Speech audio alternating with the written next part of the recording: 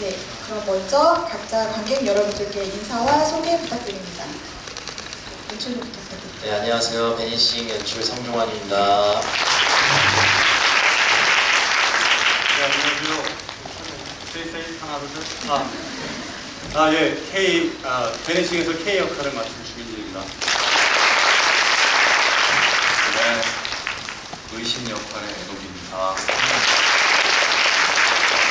안녕하세요. 베니싱에서 윤영열, 아키라 키요시 역을 맡고 있는 이용규입니다. 네, 뮤지컬 베니싱은 작년 3월 트라이아웃으로 관객분들을 먼저 만났었는데요. 그때와는 달라진 설정들로 트라이아웃과 본 공연에 대한 비교 질문이 굉장히 많아서 이 부분 먼저 이야기해볼까 합니다. 우선 트라이아웃 때와 스토리가 대거 수정되었는데요. 그중 여자 기자 캐릭터가 삭제되고 배경이 경성 한시대로 한정되고 K가 물을 무서워하는 설정이 빠진 이유 등 트라이아웃과 본 공연의 변화에 관해 설명해 주시면 좋을 것 같습니다. 네, 연출님. 네, 오늘 작가님이 못 오셔가지고 그 목소리가 안 나오는 지금 상황이 되어가지고 대신에 굉장히 많은 내용 보내주셨거든요. 먼저 읽어드리고 또 제 생각도 말씀드릴게요. 읽겠습니다. 물에 대한 설정은 브람 스토커에 기반한 설정인데 드라큘라를 말씀하시는 것 같아요. 네, 브람 스토커가 작가님 다 아시죠? 죄송해요.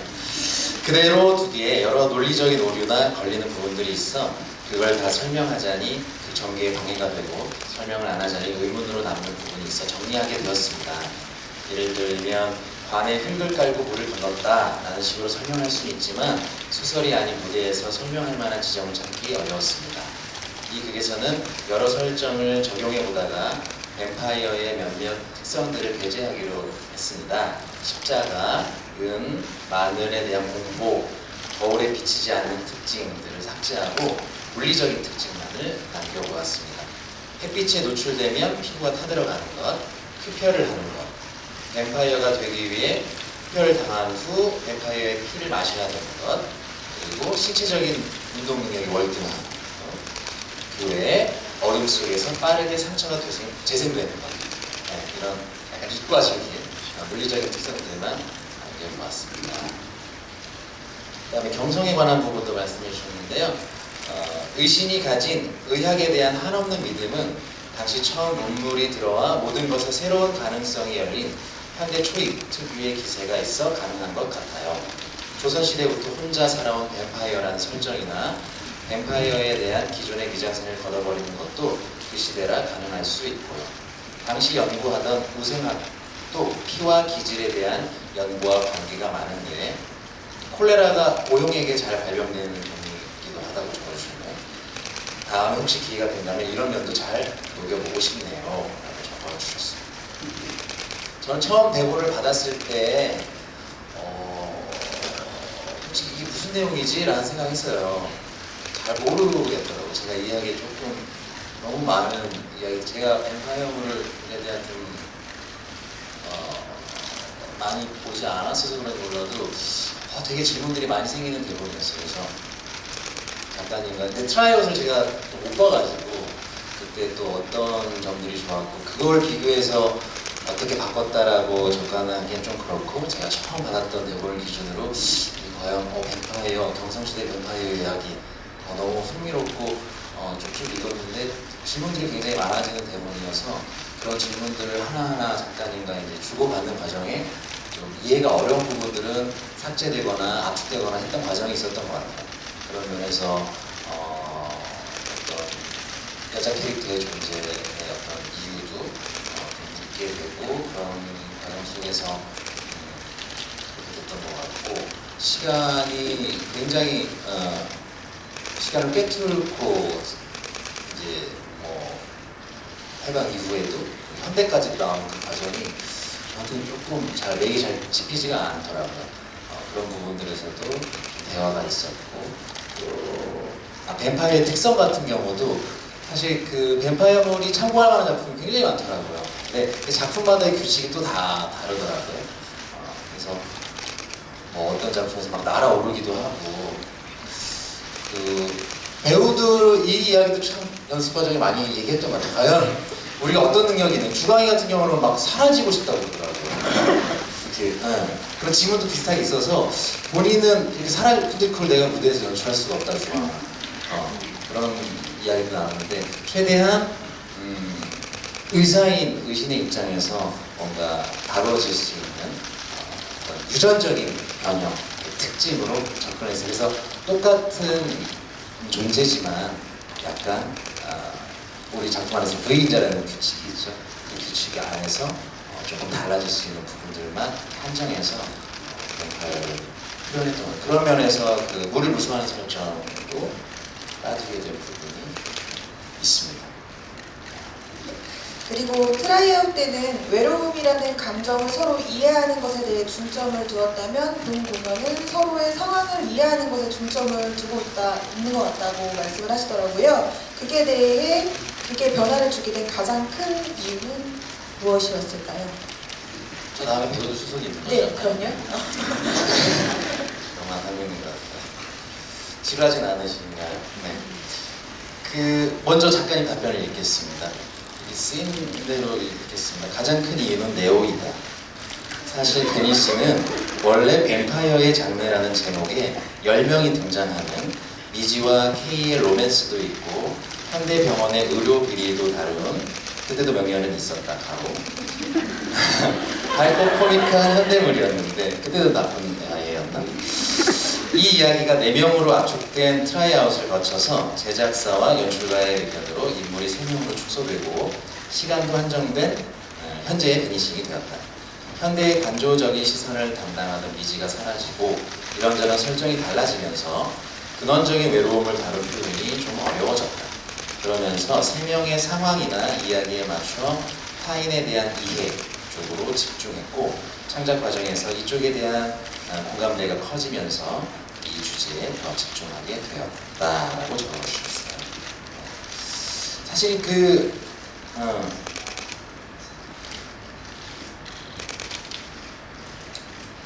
작가님 굉장히 문학적 감수성이 뛰어나시거든요. 그래서 대본을 읽으면서 그런 감수성들이 느껴졌고 이 다른 뱀파이어물에 대한 참고할 만한 작품도 있었지만 저는 이 세 인물의 이야기가 그냥 좀 파수꾼이라는 영화가 떠올랐어요. 거기 이재훈이라는 배우가 나오고 그 3명의 고등학생들 이야기였는데 그들이 굉장한 친구인데 삼총사인데 조금씩 그들의 그 순간의 어떤 감성들에 의해서 어긋나고 결국 누군가를 파멸시키고 스스로 파멸하고 뭐 이런 약간 중2병 걸린 남자애들의 사춘기에 그 예민한 질풍노도의식에 겪는 그런 감수성이 느껴지더라고요. 그 베니싱 대본을 받았을 때 제가 받았던 버전은 뭐 모르겠어요. 트라이아웃에서 얼마나 바뀐 버전인지 모르겠지만 제가 받은 대본에서는 이 세 인물이 이렇게 섬세하고 예민한 어떤 감성들로 어긋나고 뭔가 손을 뻗고 거두고 핥히고 또 움츠러들고 이런 과정들 속에서 그 과정을 좀 섬세하게 다뤘으면 좋겠다. 그것이 이 작가님과 이야기 도중에 타인에 대한 이해, 쉽게 오해하고 또 어렵게 이해하고 아마 약간 이 뒤에도 좀 적어준 내용을 아까 봤는데 그것은 거의 불가능하지 않은가 타인에 대한 완전한 이해는 그런 견해도 좀 달아주셨는데 그런 쪽에 좀 공감이 이루어져서 물론 그런데 저는 여기 외로움이란 감정에 대한 중점도 여전히 좀 포함해서 좀 가져가 보고 싶은 마음이 있을 거예요. 그것이 잘 표현되는지 모르겠지만 어쨌든 K는 이미 300년 동안 그런 시간을 보냈고 또 의신은 또 같은 입장이 되었고 또 명예는 또 앞으로 그게 끝난 이후에 어떤 삶을 살게 될지 굉장히 궁금해지는데 외로움이란 정서도 사실은 타인에 대한 이해에 앞서기 전에 이미 깔려있는 중점이 되는 이야기인 것 같습니다. 네, 그러면 유일하게 트라이아웃 때부터 참여해주신 배우분이 계신데요.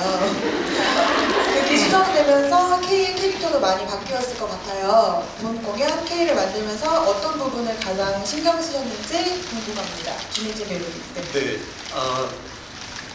사실 신경은 쓰지 않았습니다. 이 말이 되게 무심하게 들리실 것 같은데 이런 인물이 이렇게 보였으면 좋겠다라는 생각은 사실 평소에도 작업할 때 하진 않아요. 그래서 항상 제가 생각하는 거는 어떤 인물이든 내 옆에 있는 존재로서 확인을 했을 때 어떻게 반응할까? 이런 역사를 가진 인물이 어떻게 살았고 이런 역사를 가진 인물이라면 지금 내 눈앞에서 어떤 반응을 보일까? 어떤 시간대에는 어떤 반응일까? 어디에선 어떤 반응일까가 사실 저한테 제일 중요한 것 같아요. 그래서 저 주민진도 부모님 앞에서, 친구들 앞에서, 친한 친구들 앞에서의 모습이 계속 달라지듯이 K라면 어떤 상황에서 어떻게 변해갈까가 저한테 제일 중요했고 그래서 억지로 트라이아웃 때와 바꿔야지 이런 생각을 한 적도 없고요. 그래서 어쨌든 좀 굉장히 너무 좋은 역할이잖아요. 배우한테 욕심나는 인간이 아닌 존재. 그래서 네, 저는 이제 만화 혹은 미술, 뭐 조각 이런 걸 다 너무 좋아하는데 그런 것들이 좀 K 안에 담겼으면 좋겠다라는 마음에서 작업을 했던 것 같아요. 그래서 뭐 무대 어딘가에서 서 있을 때만으로 그 서 있는 모습만으로도 어떤 게 좀 느껴졌으면 좋겠고 어떤 그냥 미술적으로도 네. 그래서 K가 나와 있는 동안은 굳이 신경을 썼다라고 하나로 축소를 하자면 K가 나와 있는 순간에는 네. 그것 자체가 어떤 동사나 감정이었으면 좋겠다. 네. 동사, 네, 그렇죠. 그랬으면 좋겠다라고 생각을 해서 열심히 만들어 봤는데 고맙습니다. 네.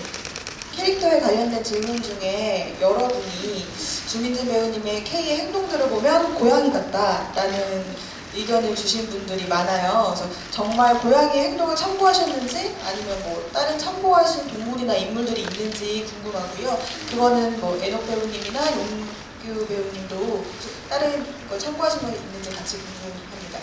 네. 저는 집에 TV가 없는데 혼자 유튜브로 내셔널 지오그래피 찾아보는 걸 되게 좋아해요. 그들은 자연의 상태인 거잖아요. 인간은 교육된 상태고. 인간도 동물이라고 쳤을 때 어떤 반응들을 보일까? 예를 들어 뭐 모글리? 뭐 이런 것들을 상상해 보아도 자연 상태에서 자라났을 때 우리는 교육된 태도를 만들어내는데 그들은 본능적인 살아남기 위한 어떤 태도를 만드는 거죠. 그 순간에. 주민지는 교육된 것으로 사람을 대할 때 이렇게 대해야 되라는 걸 만들어낸다면 동물적인 감각으로서 살아남기 위해서 어떤 태도를 취했을까? 그게 제일 저한테 중요했고 그래서 사실상 고양이나 이런 걸 참고한 건 아니고요. 야생 동물들을 좀 많이 봤어요. 그 자연 생태계에서 살아남으려고 그들이 어떻게 움직였을까? 어떤 반응을 보였을까? 동물들을 좀 종류별로 많이 봤던 것 같아요. 근데 비슷하더라고요. 살아남기 위해서 무언가를 선택하고 있고 그러니까 인간이랑 조금은 다른데 자기 존재 가치를 스스로 느끼기 위해서 하는 행동들이 있고 그런 것들을 좀 내셔널 지오그래피를 많이 봤습니다. 고맙습니다. 네, 용규 배우님께서는 저요? 참고하신 원래 극을 대할 때 뭔가 다른 거를 참고를 하거나 그러진 않아요. 뭔가 그런 걸 흉내낼 것 같아서 그래서 저는 좀 상상을 많이 하는 편이에요. 머릿속에서 그래서 어떻게 하면 예를 들면 이런 말을 할까? 이런 행동을 할까? 저게 왜 가지? 그런 걸 많이 상상하다 보면 저도 모르게 제 얼굴이나 그런 게 좀 그려지더라고요. 이런 감정이겠구나, 이런 정서로 움직이겠구나. 그래서 최대한 많이 그런 상상을 많이 했었어요. 그리고 우리 세중이랑도 얘기 많이 했었고 특히 연출님이나 형님들이 많이 도와주셔서 인물 구축해 가는 거는 많은 도움을 받았던 것 같아요. 저는 그렇습니다. 네, 애녹 배우님. 저는 동물 중에 캥거루를 참고했습니다. 죄송합니다. 농담이고요. 네. 다른 것 같아요. 네, 사실 뭐 저 역시도 용규 배우하고 거의 비슷해요. 어떤 그런 흡혈귀의 목이 말라를 부를 때나 이럴 때 어떤 것들은 상상을 통해서 더 많이 나오는 것 같아요. 이랬을 것이다. 그 목마름이 인간적인 목마름이 아니라 어떤 짐승, 뭐 흡혈귀의 어떤 목마름이라면 어떤 모습일까라는 것들을 상상을 많이 했죠. 저기 벽 잡고서 이렇게 돌렸다가 뭐 이런 것들을 많이 했어요. 표정도 막 이렇게 지었다가 집에서 제가 그러고 있으니까 어머니가 뭐 하냐고 네, 그러긴 했습니다. 네. 네, 베니 씨는 초반에 프리뷰 기간이 있었는데요. 프리뷰 기간 동안에도 조금씩 공연이 보완되고 수정되었어요. 그래서 그 중에서 명렬히 인정받고 싶어서라는 추가된 대사에 대한 질문이 많이 있었습니다. 굳이 대사로 추가하신 이유가 따로 있으실까요? 그러니까 프리뷰를 하고 나서 주변 지인분들이나 팬분들이랑 얘기해 주셨던 게 그거였어요. 왜 변해요 얘는? 중간에 왜 갑자기 저렇게 나쁜 애로 변하는 거예요? 이 얘기가 너무 많아서 연출님이랑 형들이랑 이제 또 공연 와가지고 그런 연습실에서 많은 그런 고민이 있었거든요. 저희는 또 안에 내재된 게 많다 보니까 이 정도면 비춰질 수 있겠구나라고 생각을 했는데 뭔가 텍스트나 뭔가 어떤 장면으로 인해서 그런 게 표현이 안 되다 보니까 제가 갖고 있는 트라우마를 전달할 수 있는 방법이 없더라고요. 그래서 프리뷰 지나고 연출님이랑 뭐 형들이랑 또 이렇게 얘기하면서 뭐 성공하고 싶다. 뭐 얘가 뭐 하고 있는 뭐 형을 닮고 싶어서 이런 말을 했었었는데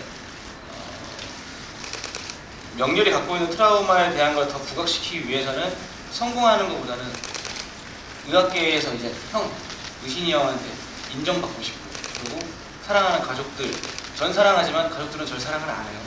그래서 사랑을 못 받고 자란 아이기 때문에 그런 걸 형한테 더 찾으려고 노력했던 그 아이라고 생각을 했거든요. 그래서 형이 절 점점 밀어냈을 때 저도 어쩔 수 없이 그런 선택을 할 수밖에 없는 그러니까 어떻게 보면 가장 인간적으로 봤을 때 어두운 면을 많이 갖고 있는 아이죠. 원래 아이 같은 경우는 모든 사람은 집안에서부터 어릴 때부터 받은 가정 환경이나 뭐 그런 교육으로 인성이 잡히잖아요. 얘는 그런 게 안 돼 있는 아이 같아서 인정받고 싶어서 라는 단어를 선택했던 것 같아요. 얘 마음은 순수했던 마음이지만 결과적으로 많이 비뚤어진 거죠. 그래서 그 단어를 선택했던 것 같아요. 말 잘하군요. 네, 잘하고 계십니다. 그리고 모든 공연이 그렇듯이 같은 캐릭터여도 어떤 배우가 연기하느냐에 따라 다른 느낌을 받는데요. 베니 씨는 볼 때마다 새롭다는 말씀을 많이들 해주시더라고요. 그리고 더블이다 보니까 두 배우의 다른 점을 찾는 재미도 있는 것 같습니다. 그 중에 의신이 K에게 V인자를 설명해주는 부분이 있는데 어떻게 보면 K에 대한 가장 중요한 부분이고 그에 따라 해석이 달라질 수 있는 부분인데 V인자에 대한 설명이 다른 이유가 무엇인지 궁금하다고 하십니다.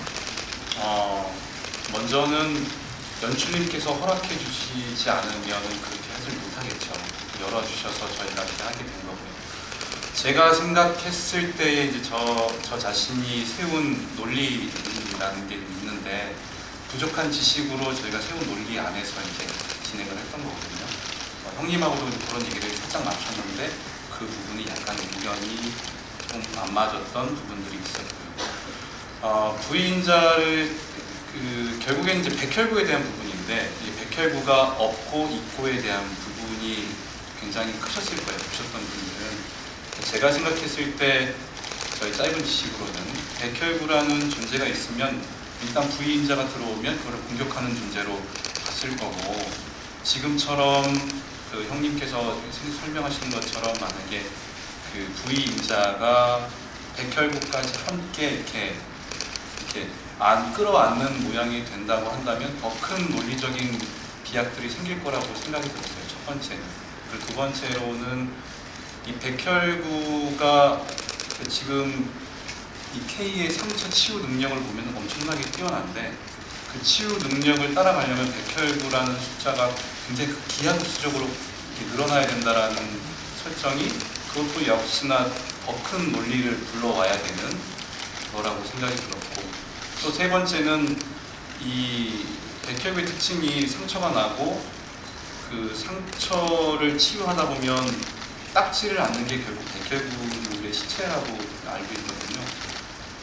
근데 그런 치유 능력을 가지고 있으면 분명히 딱지가 앉아서 그게 떨어지는 것까지 연출이 돼야 되는데 그게 지금 안 되고 있잖아요. 너무 순식간에 상처가 나오니까.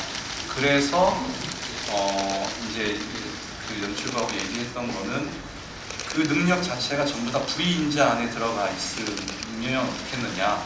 상처 치유 능력, 그리고 빛에 대한 민감성, 그리고 흡혈에 대한 욕구가 이 부의인자 자체에 들어있고, 그 때문에 백혈구는 이제 나오지가 않고, 대신 이제 그런 생각을 했어요. 만약에 이 상처가 치유가 되면 다시 백혈구는 생성이 되겠죠.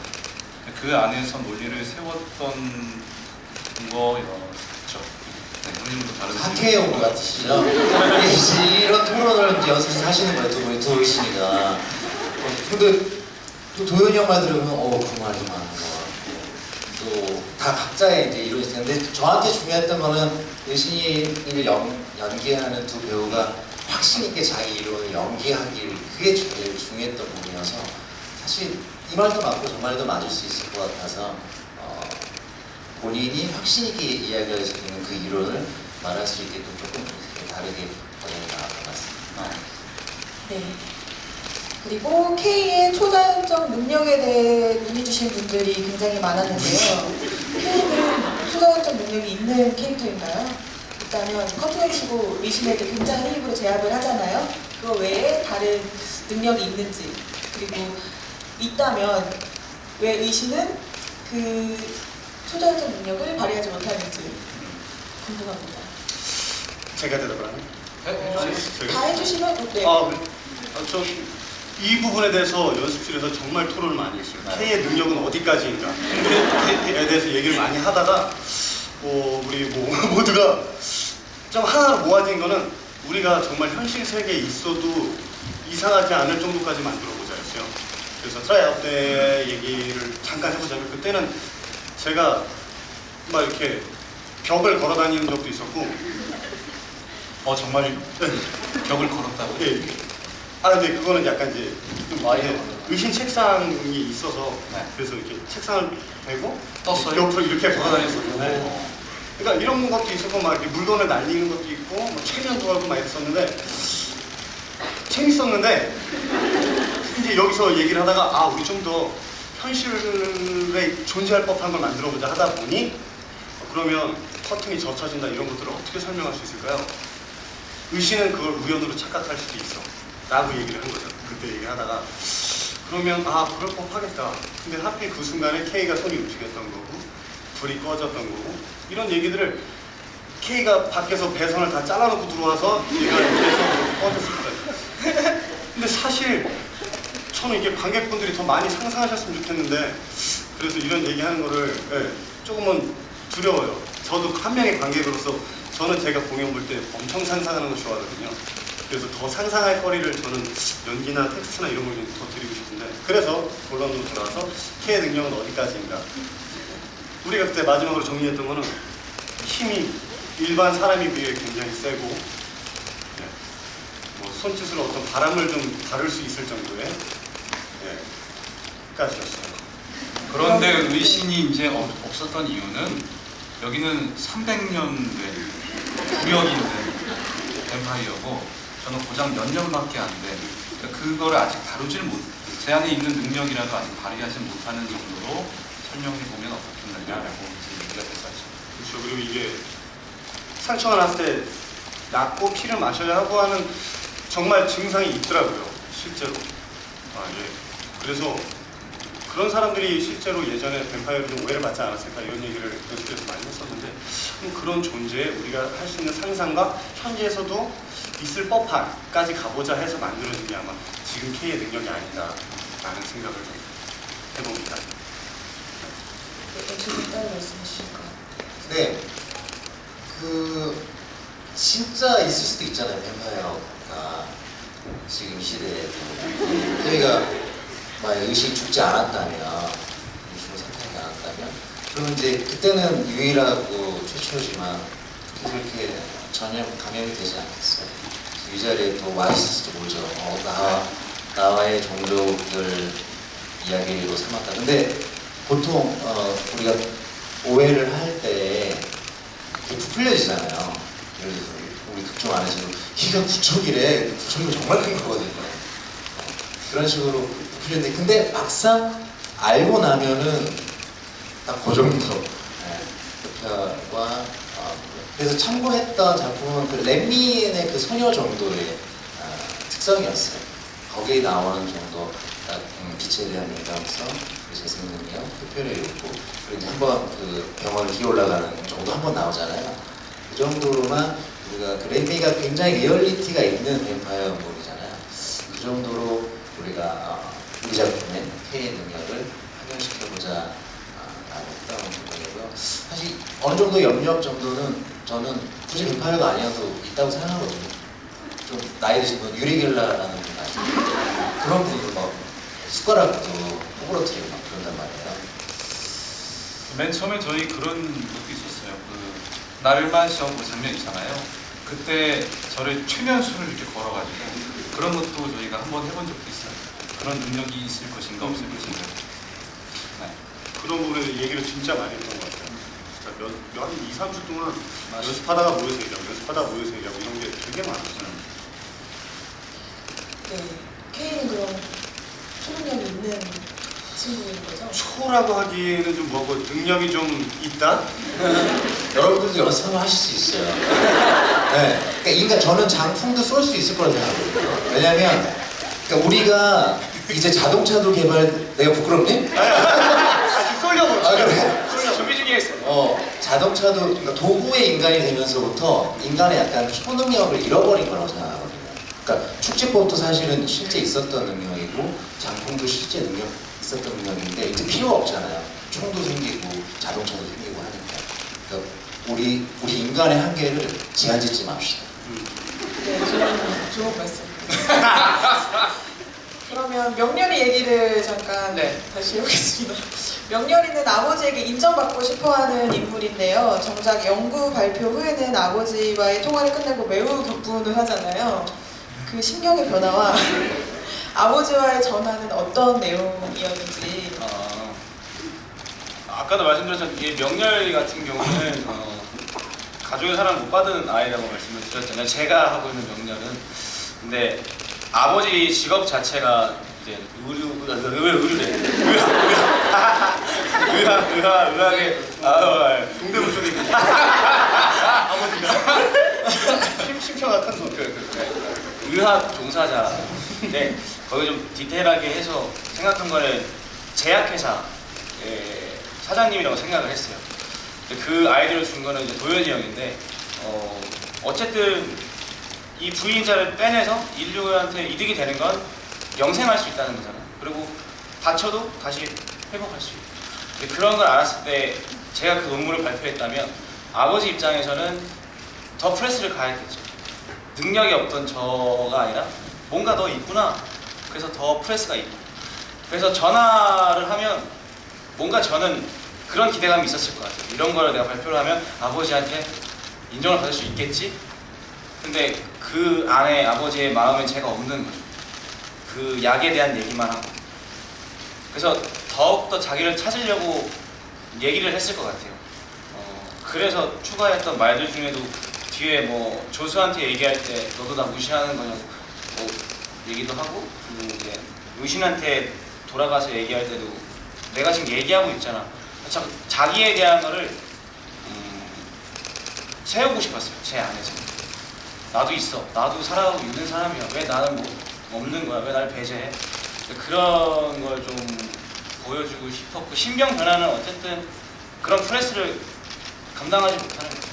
그래서 아버지가 없을 때, 전화를 끊었을 때는 제가 참고 있던 걸 표출한다고 생각을 했어요. 그래서 그런 말들도 하고, 이건 내 연구라는 얘기도 하고, 그리고 통화 내용은 그 프레스에 대한 내용, 언제 발표가 되는 거야, 너가 지금 뭘 어느 정도 연구를 하고 있는 거냐. 그러니까 저는 없는 거예요. 그 연구만 있기 때문에 그거에 대한 압박이 너무 심했던 것 같아요. 제가 보는 명렬은요. 네, 그렇습니다. 네, 명렬. 저 할 때마다 슬퍼요. 명렬이가 진짜 슬프거든요. 얘가 정말 슬퍼요. 공조문 구하지 맙시다. 여기 마음 어디가 제일 아려졌어요. 난 명렬이한테 미움받을 용기라는 책을 꼭 선물하고 싶어요. 인정 욕구에 대해서. 네, 그 책 주시길 근데 사실 바랍니다. 저는 이제 공연 올려놓고 이제 저의 좀 성실 부족함이었겠지만 저는 되게 명렬의 시각으로 봐주길 바랬거든요. 그러니까 저 명렬이 너무나도 잘 이해가 돼서 근데 물론 텍스트적으로 조금 그의 어떤 내면의 변화들을 좀 잘 다뤄주지 못한 부분이 있어. 그거는 잘 해보자.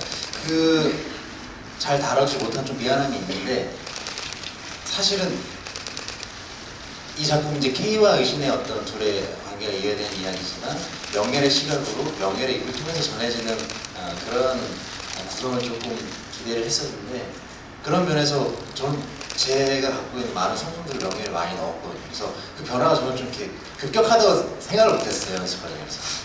근데 제가 이제 좀 보편적인 인물이 아니었던 모양입니다. 근데 어쨌든 너무 슬프다고 하니까 나는 너 인정해. 나도 인정해요. 형 명렬이 많이 사랑해 주시고. 네, 명렬이 많이 사랑해 주시고요. 그다음 의신 질문을 넘어갈게요. 의신은 자신을 뱀파이어로 만들어버린 K가 많이 원망스러울 것 같은데 그럼에도 불구하고 백신이 완성된 후에 그 K에게 백신을 주려고 했던 이유는 뭐였을까요? 뭐 거기에 대해서도 여러 가지 생각을 했었는데요. 일단은 가장 큰 거는 저 역시 그 의신 자체도 이기적인 어떤 면에서 이타적이지만 이기적인 인물이라고 생각이 들었어요. 그래서 어쨌든 1년에 벌어진 일들, 뭐 내가 K를 끌어들여서 사람들이 죽고 또 저 역시도 이제 뱀파이어가 되고 뭐 이런 과정들 자체를 그거를 인정하지 않으려면 그리고 그런 사건들에 대한 면죄부를 주려면 이 모든 것들이 일어났던 것들이 내가 실제로 귀신도 아니고 난 괴물도 아니고 난 사람이고 이건 병이고 그런 병은 고쳐야 되는 거고 이런 일들이 일어났던 것도 그 병 때문이고 그 병을 고치는 게 저 자신에게 면죄부를 주는 어떤 일이라고 생각을 했던 게 가장 컸고요.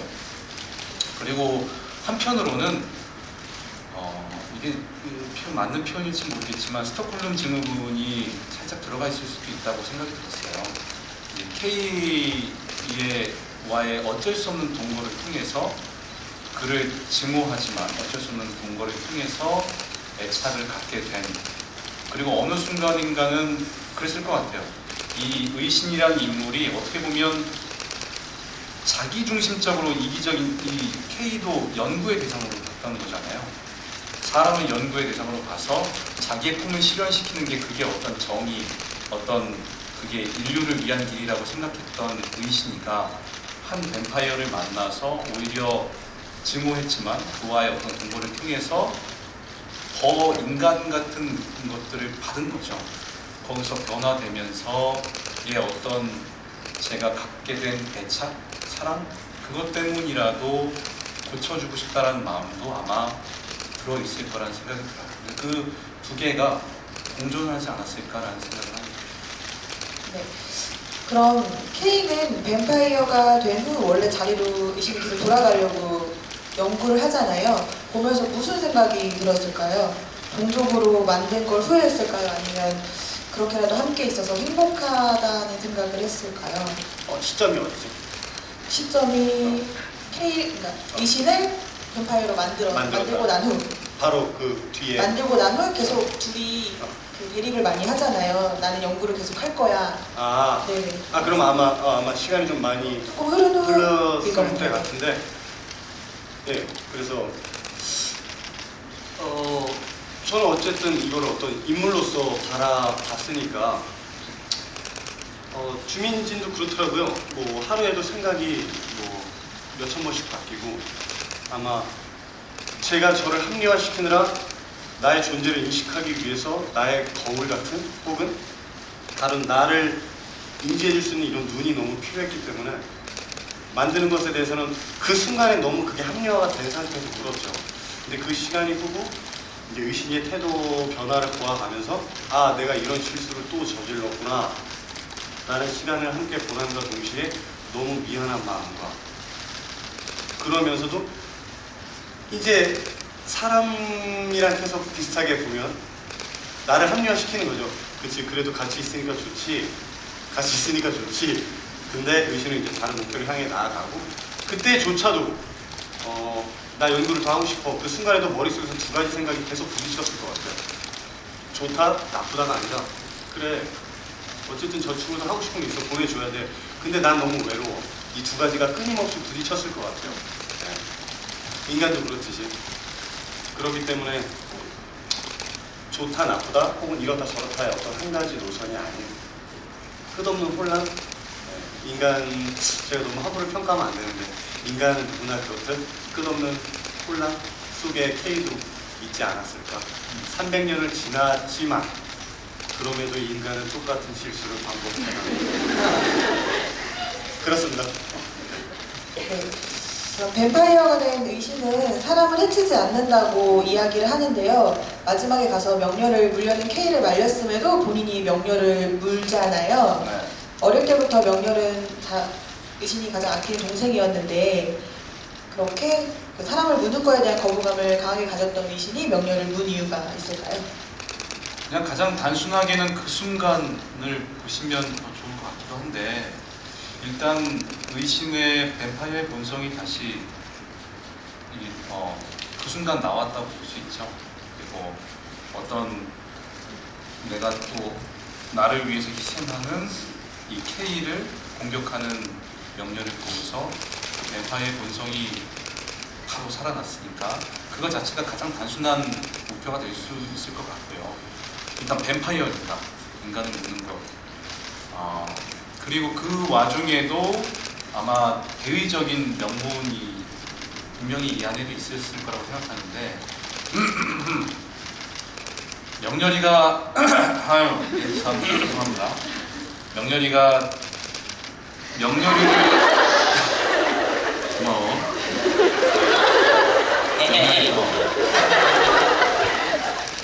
명렬이를 살려둠으로써 앞으로 벌어질 일들에 관련된 것들이 또 크겠죠.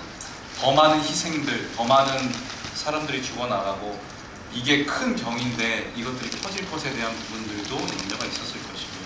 그리고 자기 존재에 대한 부정도 있었을 것이라고 생각이 들어서 그것들을 다 끝내는 어떤 한 방법으로, 여기서 더 가면 안 되니까, 그래서 명렬을 또 물 수 있었던 게 아닌가라는 생각이 합니다. 네, 말 잘하고 있죠? 네.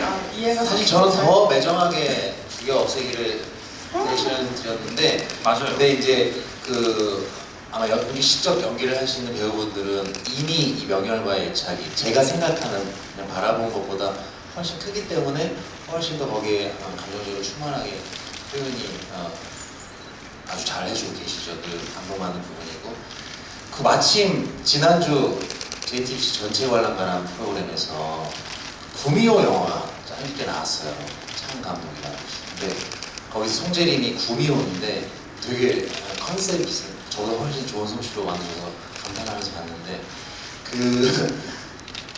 송재림도 이제 붙잡혔어요. 사랑을 죽였다는 것 때문에. 근데 이제 앞에 있는 국선 변호사한테 나가시라고. 그때까지는 이제 아주 인간적인 어떤 따뜻한 감성으로 했는데, 결국에는 공유가 된 다음에 그 국선을 죽여버리거든요. 여자. 그 본성, 본인이 갖고 있는 그 본성에 대한 아마 그 얘기가 그 작품이랑 또 잘 연결이 되는 것 같아서 말씀드려봤습니다. 그리고 마지막에 결국 K는 죽음을 선택하잖아요. 죽음을 선택한 이유와 K가 진정으로 바란 것은 무엇이었을까요? 먼저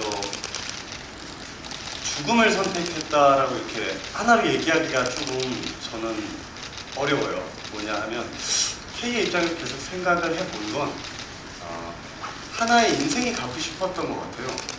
그러니까 인생이라면 왜 이렇게 나 되게 멋진데? 아니, 이걸 K를 준비하면서 참 여러 가지 생각 많이 했었는데, 인생이라 하면 너무 짧게 단편적으로 얘기 죄송한데, 태어남이 있고 어떤 삶이라는 게 존재를 하고 죽음으로써 마무리되면 이게 하나의 삶이잖아요. 인생이고. 근데 K는 인생이 아닌 거죠. 어느 시점부터는 더 이상. 시간도 의미가 없어지고 주위의 사람도 의미가 없어지고 존재 가치에 대한 인정도 없어지고 내가 나를 존재를 인정한다 쳐도 의미라는 걸 찾을 수가 없는 거잖아요. 근데 어쨌든 죽음이라는 걸 가질 수 있게 된다면 하나의 인생을 완성시킬 수 있는 너무 얕은 말로 돌파구? 그게 필요했던 것 같아요. 그러니까 퍼즐의 마지막 조각이 하나 필요한데 도저히 찾을 수 없었는데 의신이 그런 존재가 되어준 거죠. 그러니까 선과 악을 어떤 종교적 개념이 아니라 삶의 개념으로 봤을 때 저한테 이득이 되면 선이잖아요. 너무 이기적이긴 하지만 모든 인간으로 단정이 겹쳐지면 나한테 이득이 되는 쪽으로 모든 선택들을 하게 돼요. K조차도 300년 하면 굉장히 많아 보이지만 비슷한 기억들이 같은 뇌에 저장이 됐을 때 그렇게 길게 느껴졌을까? 그때 당시에도 그냥 너무 외롭고 지쳐있는 어떤 한 존재가 아니었을까? 그래서 의신한테 너무 미안하고 고맙고 여러 가지 마음이 많이 들지만 하나의 인생이 너무 갖고 싶지 않았을까라는 생각이 많이 들었습니다. 그리고 의신도 사람으로 돌아가기 위해 백신 연구를 계속 하지만 네. K가 옆에서 죽을 때 햇빛 속으로 같이 가는 걸 선택하잖아요. 그 이유와 의신에게 가장 중요하게 생각하는 가치는 무엇이었을까요? 어렵네요. 네. 일단 굉장히 그 죽기 직전 제 죽음을 했었을 때는 복잡한 심정이었을 것 같아요. 그 당시라고 생각해요. 제가 지금 연기하면서 굉장히 복잡 미묘하거든요. 제가 갖게 되는 감정들이. 일단 K를 이제까지 계속 증오의 대상 혹은 고쳐야 되는 대상에서 이 순간 뭔가 하나 깨닫게 되는, 그러니까 이미 그런 마음을 가졌더라도 이 순간 깨닫게 되는 순간이 오거든요. 저희 죽기 직전의 대화 속에서 사랑하는 존재가 그렇게 해서 이제 그게 결국엔 사랑이라고 생각이 드는데, 그 사랑하는 존재가 죽어갔을 때에 느껴지는 어떤 상실감? 그게 굉장히 클 거라고 일단 첫 번째로 생각이 들었고요. 그리고 저희 대화 속에도 그게 있는데 결국 우리 둘뿐이야 뭐 이런 얘기를 한단 말이죠. 그 중에 하나가 죽었을 때 K는 그것을 감당했지만 아직 혼자이지 않았던 의식이 갖게 되는 어떤 그 두려움 뭐 이런 것도 분명히 그 순간에 있었을 거라고 생각이 들고요. 그 외에도 글쎄요, 여러 가지 다양한 어떤 두려움과 걱정이 있었을 거고 스스로에게도 뭐 그런 생각도 들었을 것 같아요. 자기를 통해서 이미 많은 사람들이 죽었잖아요.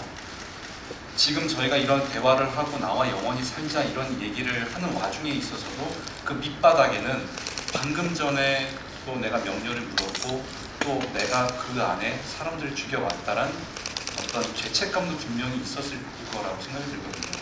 그런 복잡한 여러 가지 감정들을 통해서 선택하지 않았을까라는 생각이 듭니다. 그리고 아까 전에 의신이가 생각하는 가치, 의신이가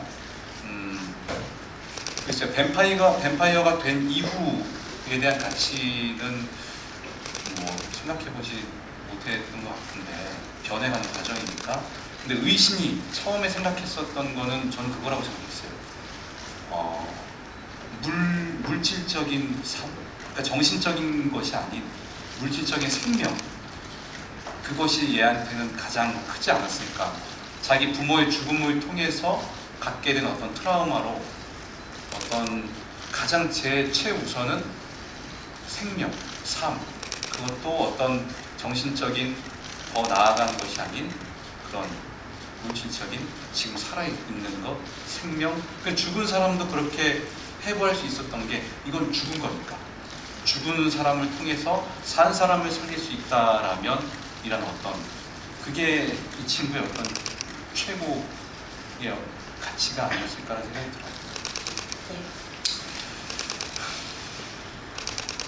K와 의신이 모두 죽고 인간이 아닌 존재가 된 명렬은 그 이후에 어떻게 되었을 것 같으세요?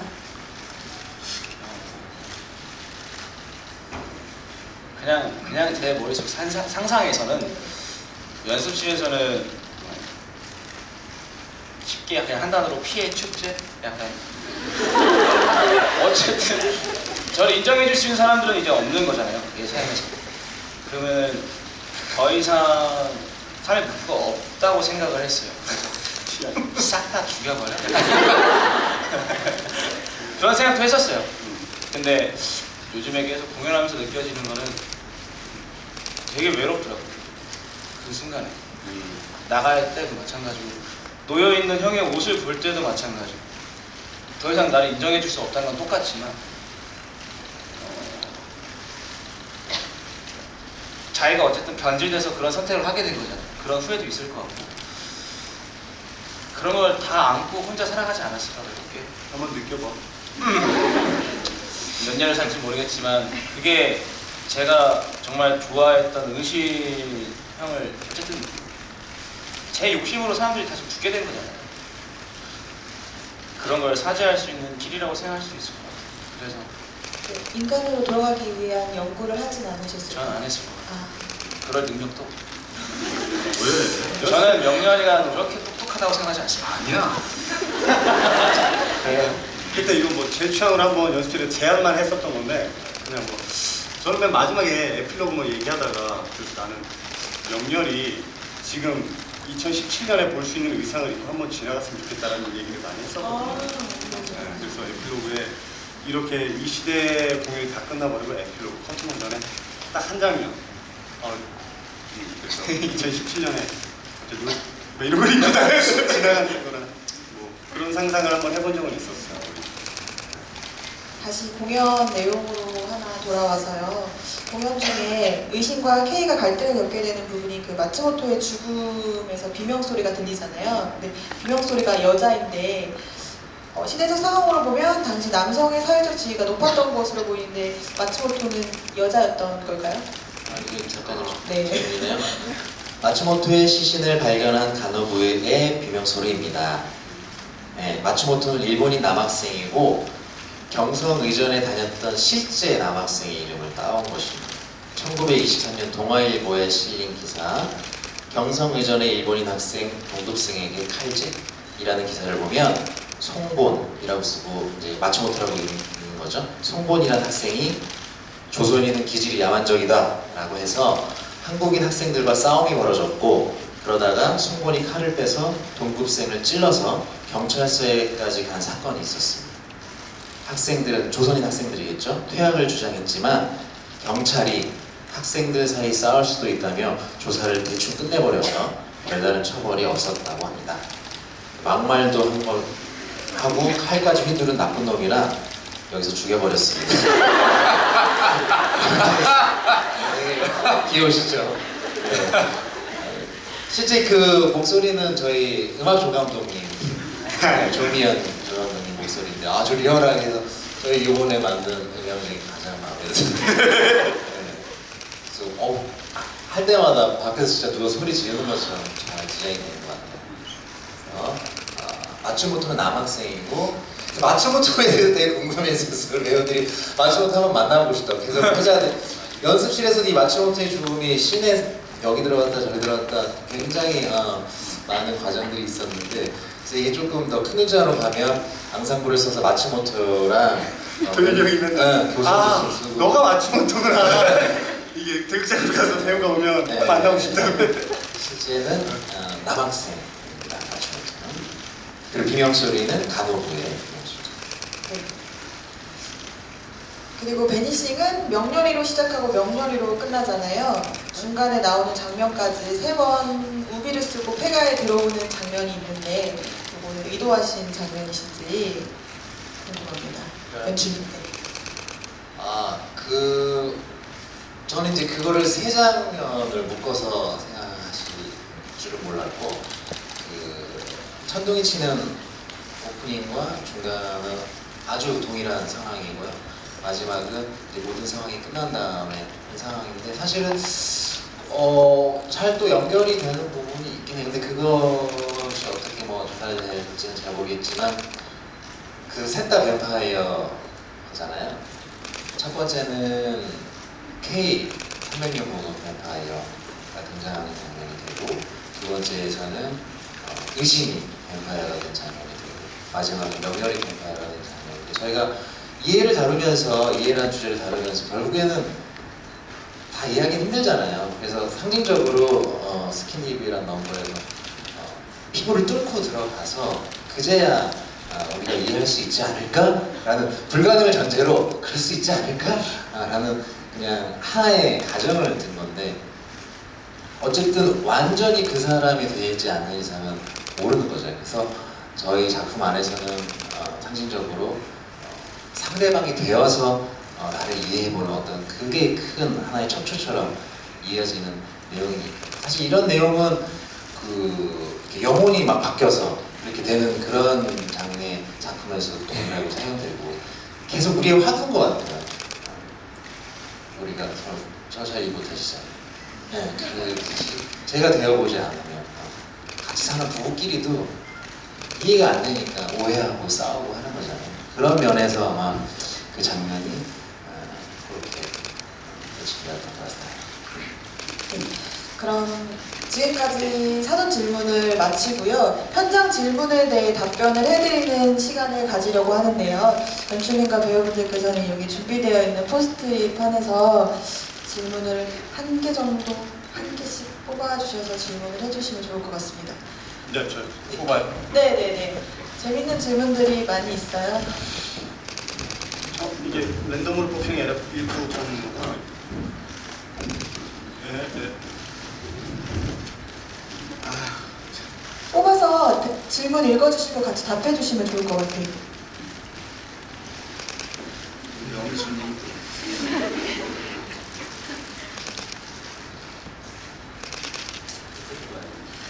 본인께 아니어도 궁금한 거나 아니면 내가 대답하고 싶다 이런 거 있으면 뽑아주시면 먼저 좋겠어요. 애녹에게 팬이란?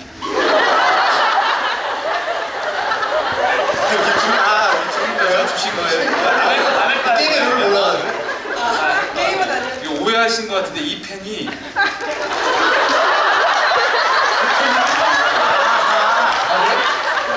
그죠? 팬 펜이 PN이야. 알아요. 내일 보고서가 와요. 아 진짜요? 보셨어요? 그 부끄러운 순간을? 근데 제 작품에 이런 일이 종종 있어요. 정모 네. 배우가 애증하죠. 네, K하고 별반 다를 게 없는 모습. 그 순간 정말 별 생각이 다 들어요. 내가 깨물어서 쓸까? 실제로 그렇게 했다라는 배우의 얘기를 들었어요. 네, 펜이 없어서 갑자기 깨물고 썼다는 얘기도 들었고, 아니면 뭐 여기 있는 뭐 이런 게 펜이라고 생각을 하고 쓸까? 그 순간 아마 저의 흔들리는 눈동자를 만들었을 거예요. 정말 너무 난감한 순간이었는데, 예, 어떻게든 그래도 신을 이어가려고 나중에 위로의 박수를 쳐주셔서 감사를 했고, 나중에 저 펜이 저쪽에 떨어진 걸 봤을 때 저 펜을 어떻게 네, 혼내고 싶어요. 도대체 무슨 상황이 벌어졌는지 저는 잘 모르니까. 그래도 유명한 사건이 돼서 어느 분이신지 감사합니다. 네. 자, 일단 너 3개 다 해서. 고르셨어요? 네. 네, 다 고르셨으면 앉아서 답변해볼까요? 네, 저는 형이 줬어요. 명순이 이름의 탄생 기와와 용규 명렬에게 명순이는 명순이 원래 얘를 명렬이라고 했었어요. 근데 이것도 원래 하려고 한 것도 아니고 공연장 와서 얘가 너무 쓸쓸하게 혼자 저기 앉아있는데 계속 앉아있거든요. 끝날 때까지. 근데 아무도 쟤를 안 봐요. 그래서 쟤한테 생명을 불어넣어주고 싶다 생각 정말 많이 했거든요. 연습실에서 막 팔 뽑히고 막 발 뽑히고 막 그래가지고 엄청 고생한 친구예요. 아 그러면은 명렬은 의심밖에 없잖아요. 주변에 친구가 없을 거라고 생각을 해요. 그리고 친구가 있어도 마음을 안 줄 것 같은데 그런 거 있잖아요. 그런 사람들은 약간 인형 갖고 노는 거 좋아하는 거. 그래서 약간 제 친구라고 생각을 했어요. 뭐 그래서 용규, 명렬에게 명순이는 제 친구입니다. 제 얘기를 가장 잘 들어주고요. 아마 제 얘기를 여기 계신 분들보다 가장 많이 들어주는 것 같아요. 근데 명순이의 이름의 탄생 비화는 어쨌든 그래서 명렬이라고 이름을 줬는데 저는 몰랐어요. 저 뼈가 여자 뼈인 줄. 저 뼈가 여자 뼈래요. 그래서 아 그러면 명렬이라고 하면 안 되겠다. 그래서 뭐하지? 하다가 명순이 할까? 그래서 명순이 하게 됐어요.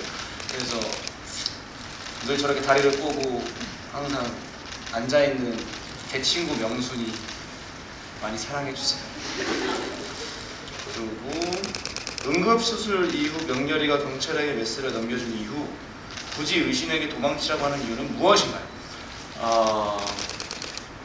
초반에는 어쨌든 그런 중간중간에 변해가는 과정이 제 안에서는 뭔가 확립이 됐었는데 그게 잘 비춰지지 않았던 것 같아요. 그래서 많이 고민하고 지금도 고민하고 있고 아마 이번 주 막고까지도 계속 고민하고 수정할 거 있으면 수정하고 할 것 같긴 한데 뭔가 자기가 생각했을 때 명렬 입장에서 처음으로 자기 의지대로 한 행동이라고 생각을 했어요. 그 메스를 건네주는 거. 내 욕심을 채우기 위해서 항상 누군가의 욕심을 채우려고만 했던 이용만 당했던 명렬이가 그래 이제 형은 감염도 됐고 더 이상 의사를 할 수 없고 나는 이제 그런 형을 밀어낼 수 있는 기회가 이때밖에 없을 거라는 생각이 어느 순간 들었을 것 같거든요. 왜냐면 내 욕심은 인정받는 거지만 아버지한테 인정받는 게 큰 거니까. 그래서 형을 밀어내게 되죠. 밀었어. 그리고 내려와서는 더 확실하게 형을 쫓아내는 거죠. 그래서 그때부터 약간 얘 마음의 신경 변화가 엄청 180도 확 바뀐다고 생각을 했어요. 그리고 또 하나 여지를 갖고 있는 건 그거죠. 추후에 내가 이 사람한테 내가 정말 존경했던 이 형한테 다시 돌아갔을 때 여지를 남겨줄 수 있는 방법.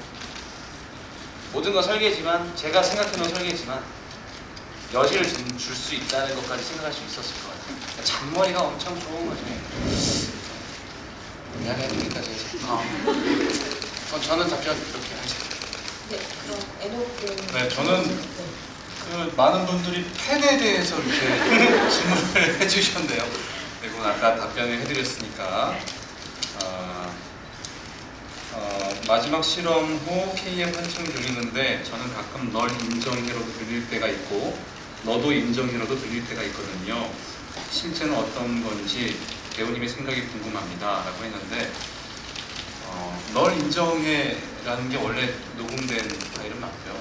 근데 이거를 환청이 아닌 그 K가 텔레파시로 보냈다고도 생각하시는 분들도 계시더라고요. 근데 저희 안에서의 해석은 그 주사에 대한 어떤 내성 또 그걸로 인해서 어떤 부작용이 환청으로까지 들리게 되는 걸로 생각을 했거든요. 그 순간에. 그리고 그 환청이라는 부분들은 결국 제 안에 제가 저에게 주는 어떤 메시지 그 K한테 들었더라도 저 자신이 저 자신의 생각하는 또 다른 내가 나에게 주는 메시지라고도 생각을 했고요. 그리고 요거는 서로의 역할이 탐났던 적은 없나요? 자신이 다른 역을 만난다면 어떤 모습을 보여줄지 라는 질문을 해주셨는데 저는 이제 연습하면서는 K가 너무 하고 싶더라고요. 세상에 제가 열심히 한 이만큼 5분 분량 혼자 다 얘기해 놓으면 혼자 이걸로 혼자 시선 공간을 다 가지고 하니까 아니 이런 꿀 같은 게 그 연기도 굉장히 내면 연기가 어려웠을 텐데 나중에 물어보니까 말하고 싶은데 말하지 못하는 부분들에 대한 어려움도 있더라고요. 근데 그 스킨딥, 나를 맞춰 이런 부분들은 배우라면 누구나 좀 탐낼 만한 그 장면이 아니었나 라는 생각이 들고요. 명렬은 제가 생각해도 정말 어려운 역할이거든요. 그래서 이 역할은 우리 용규가 하는 게 좋은 것 같습니다. 네. 저는 기회가 된다면 명렬을 해보고 싶습니다. 그럼 내가 뭐가 돼? 캥거루. 저는 명렬 같은 역할을 되게 좋아해요. 저는 어떤 한 인물의 다양한, 그러니까 한 인물로서 살아가는 걸 가져가는 걸 너무 좋아해서 그런 걸 상상하는 것도 너무 좋아하고. 네. 알렉스였잖아요.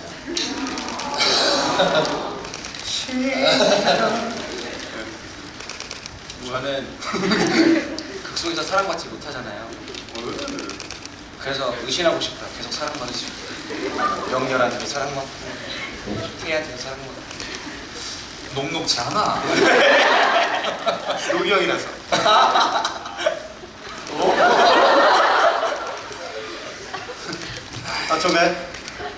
저요? 네. 무대에서 연기하실 때 관객들의 표정이 잘 보이세요? 맨날 이상한 표정을 짓고 있어서 걱정이 돼요. 일단 이거는 이제 배우마다 달라요. 배우마다 다른데 같이 일을 해보면 느낄 수 있어요. 이분께서 전문용어로 제4의 벽이라고 하죠.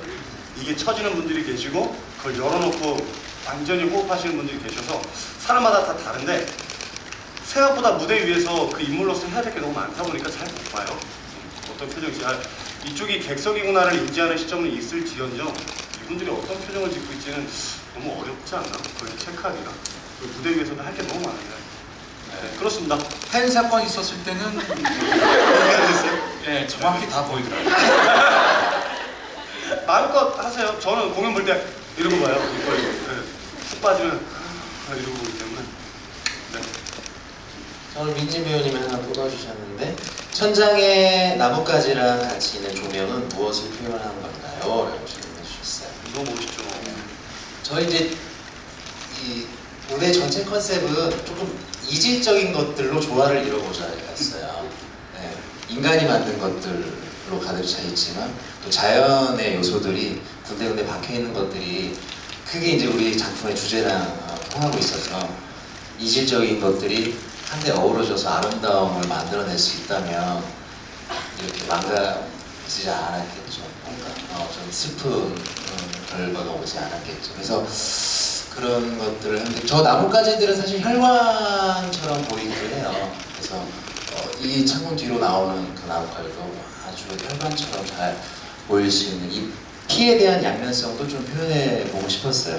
피가 누군가에게 생명이지만 누군가에게 죽음이고 그런 어떤 인간의 양면성, 또 모순된 어떤 인간의 모습들 명렬을 통해서도 나타나요.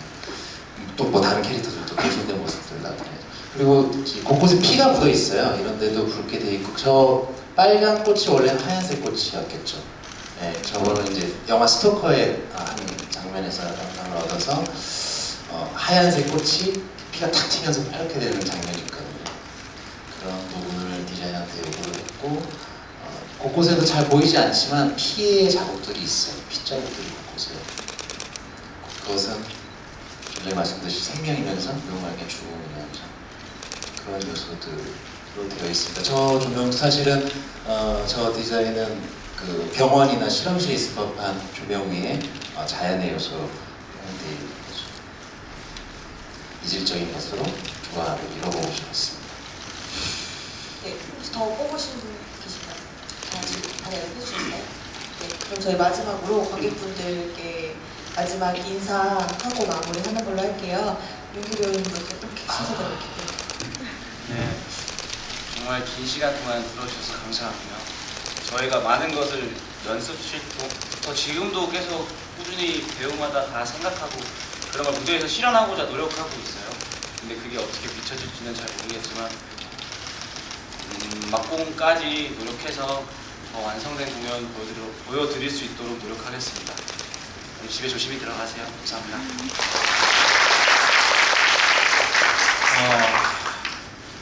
저희가 처음 시작했을 때 좀 많이 힘들었거든요. 무대에 직접 이렇게 올라와서 객석을 바라봤을 때 채워지어 있지 않은 자리들 보면서 힘들지만 서로 이제 의지하면서 이렇게 가는데 어느 순간 이렇게 객석을 가득 메워주신 관객분들 봤을 때 저희가 정말 힘든 어떤 날이었는데 그때 저절로 힘이 난다라는 얘기들을 서로 했던 적이 있어요. 그러면서 더 열심히 하게 되고 더 뭔가를 찾으려는 노력도 하게 되고, 제가 늘상 하는 말이기도 한데 작품은 관객분들을 통해서 완성이 되는 것 같아요. 이렇게 찾아주셔서 너무너무 감사드리고, 이 작품이 끝나지 않고 계속 갈 수 있도록 힘을 주셔서 진심으로 감사드립니다.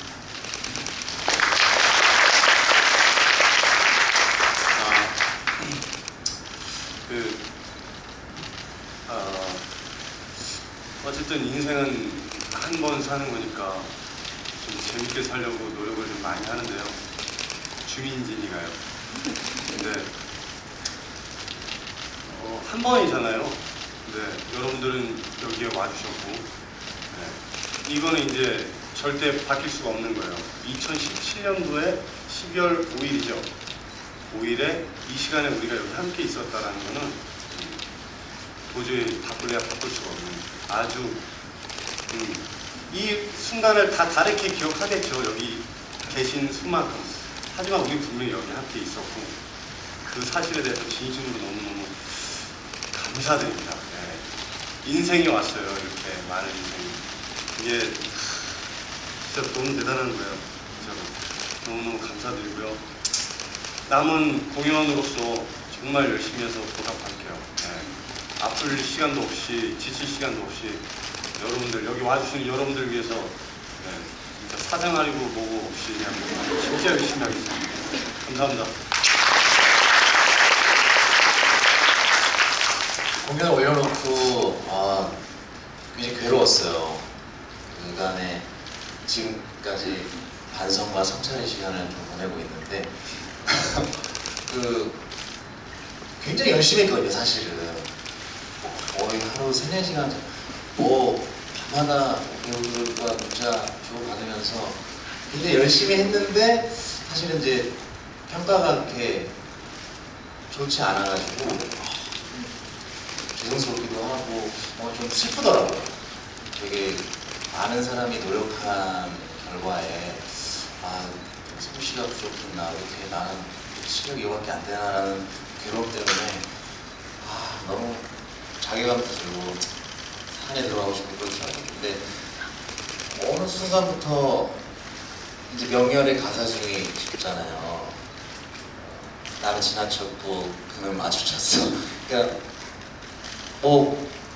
누군가는 그냥 지나쳐서 다시 안 찾아주신 분들도 계시지만 또 그분들도 당연히 그런 이유들로 인해서, 근데 여러분들 마주쳐 주셔서 또 손 내밀어 주시고 또 관계를 맺어 주시고 함께 오늘 순간이라는 단어가 굉장히 많았는데 순간들을 만들어 주시고 또 의신이를 얘기해 주시고 K를 얘기해 주시고 또 명렬이를 얘기해 주시고, 그러면서 사실은 또 하나의 드라마가 만들어지는 걸 목격하면서 굉장히 감동스럽더라고요. 그러면서 또 오늘 이렇게 또 가득 메워주시는 여러분들이, 사실 제가 이 작품을 준비하면서 관객들의 어떤 그 외로움과 좀 뭐랄까 관계에서 이해받고 싶은 이 감성을 힐링해주고 싶다라는 생각을 했는데, 오히려 제가 이제 관객들의 어떤 그 열정과 그런 참여에 의해서 굉장히 힐링되는 그 순간이 됐어요. 어쨌든 제가 전에 듣기로는 또 민희 씨이 또 잘 된다면 또 관객들을 찾아갈 그런 기회가 주어질지도 모르겠는데, 그때가 되었을 때는 좀 더 여러분들이 더 마주치고 더 선배님과 더 함께 나눌 수 있는 좋은 또 공연으로 되어지기를 기대하고, 저도 민희 씨가 얘기했던 것처럼 더 공부하고 더 해서 더 열심히 또 만들어 보겠습니다. 감사합니다.